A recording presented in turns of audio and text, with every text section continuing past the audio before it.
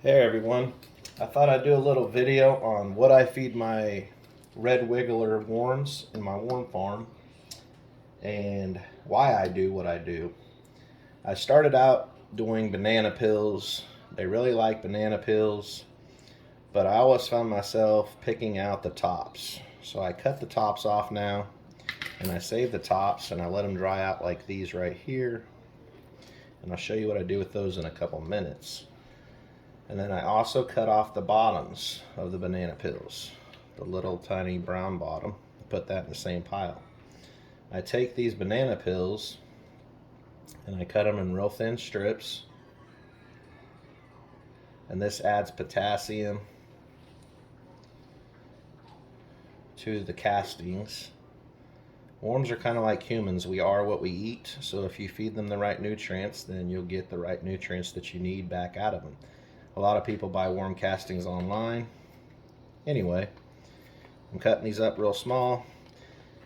A lot of people buy worm castings online, like I was saying, but they don't really know what is going into the worm castings. A lot of people feed the worms manure, and horse manure, cow manure can have steroids, it can have antibiotics, it can have all kinds of stuff in it. So that's why I like having my own worm farm, because I can control what the worms eat and I know what kind of nutrients I'm getting in my worm castings.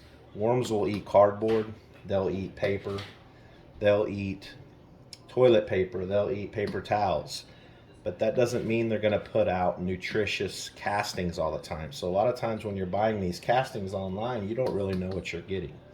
You don't know what's in those castings. So having your own worm farm gives you complete control over what is going in your worm castings. So another little trick that I learned for calcium, instead of giving them eggshells because they can't do it, is I use dandelion leaves. That gives them a little bit of nitrogen. I cut them up real small like you're seeing, and I also put American plantain leaves in there. And then the other trick to feeding your worms is you don't want to feed them too much. You want to feed them just the right amount. They'll double in size every 3 months, give or take. Their lifespan's about 2 to 3 years, give or take.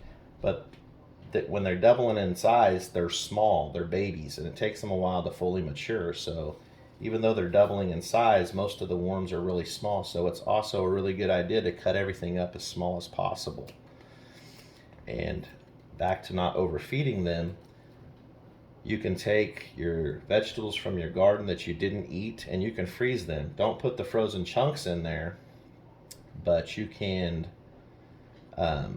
let them thaw out and then put them in later. So I'm going to put these dandelion leaves on here, and then I'll put the banana peels on here, and then I'll put the cucumbers on here. And if you want, you can also dry out some eggshells in the oven, and you can buy one of these cheap little coffee grinders. They're like $14 to $16 on eBay. You can probably find them online other places. And you grind up those eggshells in the coffee grinder, and then you can sprinkle a little bit of eggshell in with your mix.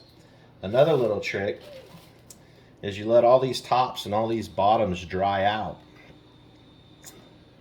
and then you put those in your coffee grinder, the tops and the bottoms from the bananas, and you're going to get this nice fibrous material. It's almost like coconut coir. And you can plant all different types of plants in this. You could probably even use it for hydroponic. It's a really good fiber. And I planted 2 pineapples in it, and they're growing really good. So anyway, I thought I'd just give you guys some tips on what I feed my red wiggler worms and why I do what I do.